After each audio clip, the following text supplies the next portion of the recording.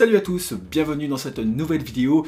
Alors aujourd'hui on va parler du rafraîchisseur d'air de phare, le Fresh 65. Petit rappel pour ceux qui s'y connaissent pas trop en fait, pour ceux qui voudraient rafraîchir leur maison, vous avez trois types d'appareils qui peuvent vous aider. Vous avez le ventilateur sur pied basique que tout le monde connaît. Ensuite vous avez le rafraîchisseur d'air, ce dont on va parler. Et ensuite vous avez le climatiseur, souvent utilisé même dans les magasins.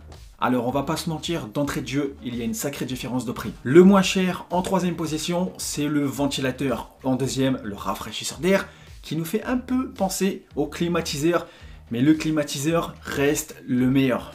Alors il faut savoir que le climatiseur est bien, mais par contre il consomme énormément d'énergie.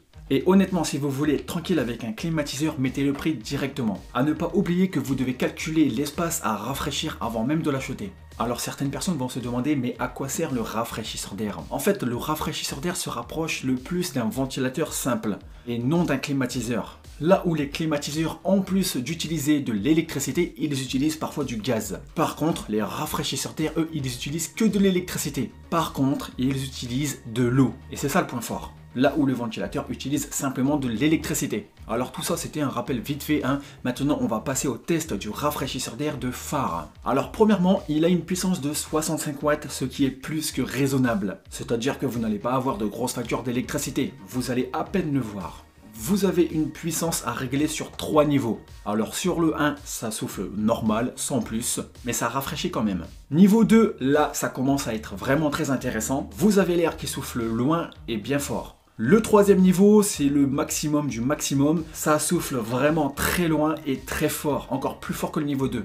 Et pour changer cette puissance, vous n'avez qu'à appuyer sur le bouton qui se situe sur le tableau de bord du rafraîchisseur d'air. Mais pas que. Tous les boutons qui se trouvent sur le tableau de bord, vous pouvez aussi les retrouver sur cette fameuse télécommande. Alors honnêtement, le rafraîchisseur d'air, ça va faire plus de 1 an et demi que je l'ai et les piles sont toujours potables. Alors là, on a parlé de la puissance et de la télécommande. Mais sachez qu'il y a une autre option. Vous avez la possibilité de simuler le vent.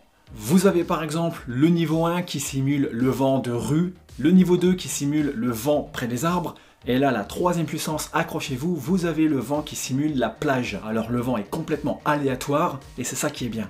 Et là c'est comme la puissance, à part que là on règle l'intensité du vent, qu'il soit irrégulier ou aléatoire, vous n'aurez qu'un seul bouton où appuyer. Et ce bouton, vous pouvez aussi le retrouver sur la télécommande. Alors, je ne vais pas vous apprendre c'est quoi un bouton on-off, en fait c'est juste pour allumer ou éteindre l'appareil. Ensuite, il y a des panneaux blancs dessus que vous pouvez bouger manuellement pour envoyer l'air vers le bas, vers le haut ou tout simplement vers le milieu. Par contre, ce qui est à l'intérieur, c'est automatique en fonction de votre besoin. C'est-à-dire que si vous appuyez sur un bouton, les panneaux vont aller de gauche à droite et à l'infini. Mais si vous voulez que le vent souffle que de un seul côté, il va falloir attendre le bon moment pour arrêter le mode automatique.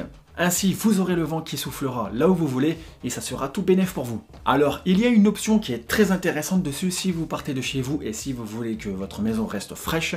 Vous avez la possibilité d'utiliser le minuteur. Mais sachez que celui-ci est de 7 heures au maximum. Alors maintenant, on va arriver au point fort de cet appareil. Ce qui le différencie bien sûr d'un ventilateur standard. C'est tout simplement son bac à eau. Vous pouvez vider plusieurs litres de bouteille, mais attention, je vous recommande de mettre de l'eau fraîche, voire limite glacée. Alors bien sûr, si je peux vous recommander quelque chose, c'est de mettre le rafraîchisseur d'air dans une pièce là où l'air est frais. Ainsi, vous capturez l'air qui est fraîche et vous la ramenez dans une autre pièce, en direction bien sûr de là où le ventilateur vise. Ça c'est vraiment s'il y a des grosses températures. Mais sachez que ce rafraîchisseur d'air ne remplacera jamais un vrai climatiseur. Par contre, il est vrai que l'air est un peu plus fraîche que si vous aviez un ventilateur. Mais honnêtement, l'effet est très minime. Ce rafraîchisseur d'air vous apportera satisfaction à environ de 20 à 25 voire 30 degrés.